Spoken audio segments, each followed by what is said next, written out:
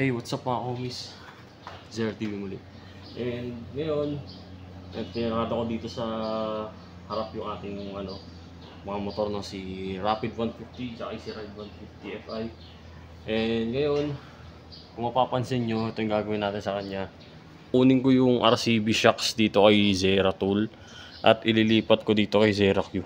Kasi ang gusto ko talaga sa concept na to kay Zera Tool is fat tire sa likod. Talagang oversized na gulong. Ayun ang trip ko talaga kay Zera Tool. Ayoko naman mag-downsize. Kaya naisip kong itanggalin na lang to, ilipat dito kay Zera Q, yung RCB shocks natin.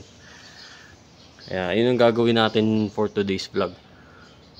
Although maganda, bagay na bagay yung RCB kay Zera Tool, no? Kaso sumasayad naman doon sa gulong, kaya useless din. Kaya babaklasin natin siya ngayon at ililipat natin to dito. Pero first of all,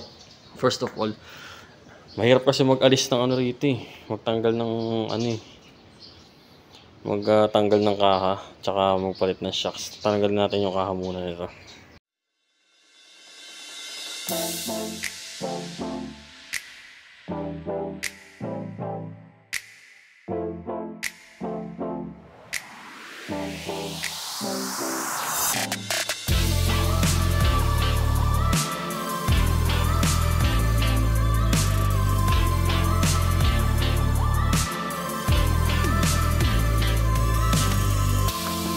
Alright guys, baklas na natin yung side fairings nya. Ayan, yung itim tsaka puti.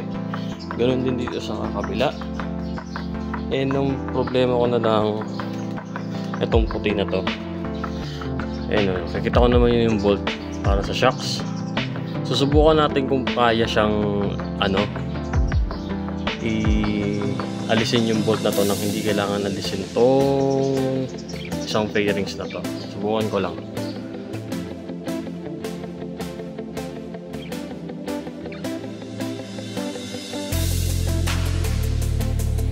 Ay guys, medyo hassle pa talaga tanggalin. Ayoko naman ng ma-hassle sa akin.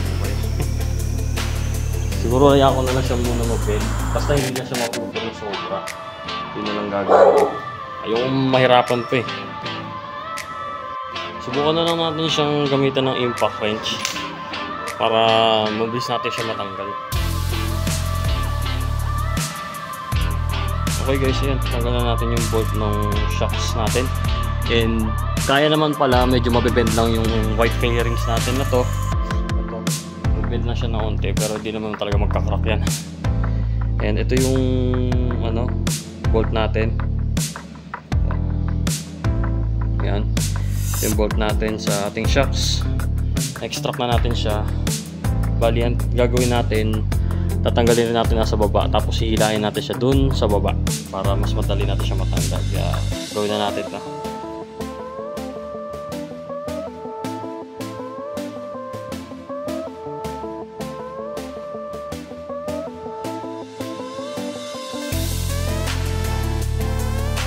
Hey guys, yeah, babaklas na natin yung stock shocks ng Easy Ride 150 Fi.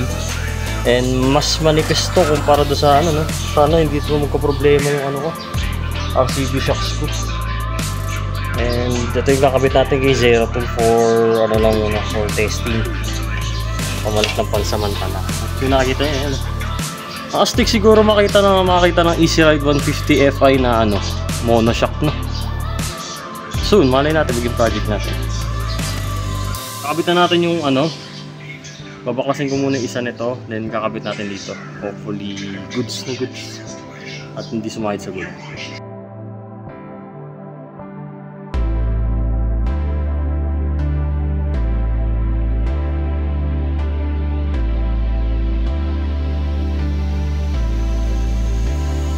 Alright guys, may isa akong news sa inyo.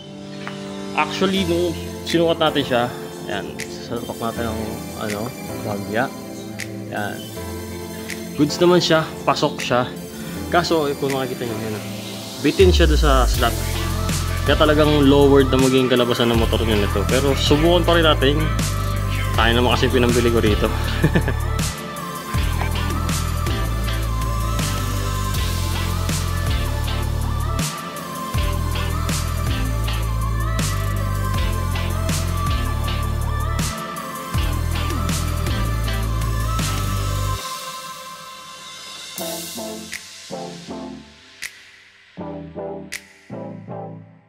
Ayan, nakabit natin yung sa ER150 Fi na stock shocks. Siya nga sa Rapid natin. And ang kinaganda ngayon dito, nakakapag-adjust tong Rapid 150 depende sa haba ng inyong shocks na ilalagay sa rear shocks nyo. Tulad nito, ang haba niya masyado, meron siyang nakaprepare dito na slot para sa inyong stock shocks or sa anumang aftermarket na shocks. At ito naman, kung lowered ang shocks nyo, pwede pa rin siya makompensate kasi may dagdag height to. Pwede rin siya dito ilagay para kahit pa paano hindi siya maging lowered masyado. Pero ito, dito siya sa may lalagay sa slot na yan. Ialisin natin yung isa pang RCB shocks doon. Alright guys, ngayon alisin ko na itong rear shocks na itong isa pang rear shocks natin sa Easy Ride natin and para mag-drop lang yung engine.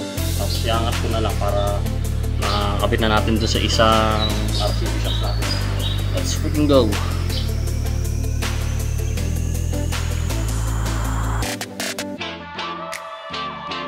Mas mahirap pala magpalit ng shocks dito sa Easy Ride, no? Kung makikita nyo ba naman, yung bolt para dun sa shocks natin tatama din sa pipe. Kaya matanggalin natin itong tambucho na to. Nagtrabaho pa pala to.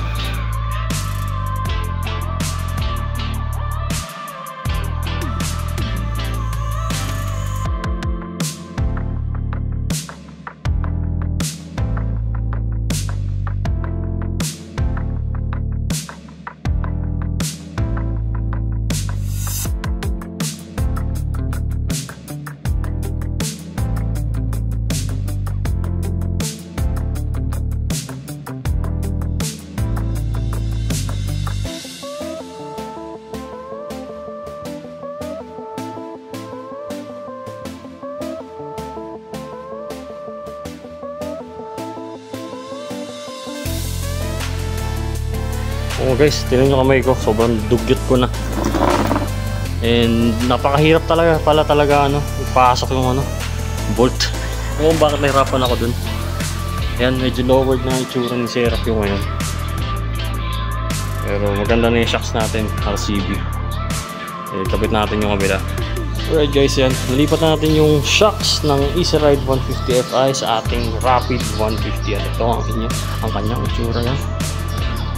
Mas nadagdagan yung height niya, ang tangkad niya tangkad niya tingnan. At ayan yung sa pang-view niya, mas tumangkad siya actually, tsaka hindi na siya mahirap i-center stand kasi mas malaki na siya. Kasi pag sinicenter stand ko to, ang hirap niya i-center stand kasi ang bigat na makina, ang bigat talaga. Pakita ko sa inyo yung niya, profile, seat profile niya. Ang mangyayari nga lang, mas mabigat siya, mas mataas siya compared sa concept of the dati. Ano naman ako, yung pa ako, yung tumaba naman, hindi nakapekto talaga po. Mas tumaas yung feeling ko, mas tumaas yung motor ko ngayon para dati. Mas tumaas yung height niya. Mas mararamdaman ko na ang angkas nyo. Pag sumakay na sa dito, mas pataas na.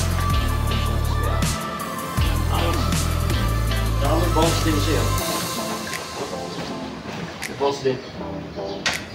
Literal na stock shots yung offer niya. Tapos na tayo sa ating Rapid 150. Ngayon, punta na tayo sa main event sa Easy Ride natin. Lagyan na natin yung RCB shocks sa kanyang right part. Let's go!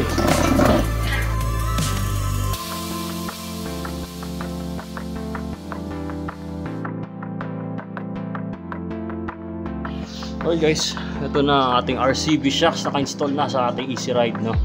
Ang problema nga lang, lowered to, sigurado. Ayan nga, di ko magiging lowered talaga. Shit. Subukan nga natin yan eh. Kabit ko muna yung pipe din, subukan ko i-test. Yun, ayan na. Mabalikan natin yung pipe natin. And tingin ko, medyo negative na mangyari lang dito kasi tingnan nyo, sobrang lapit ng distance itong mudguard sa compartment box natin. And tingin ko sasabit yan, talagang lalagapak yung tingin ko. Kaya tingnan na natin kung ano mangyari.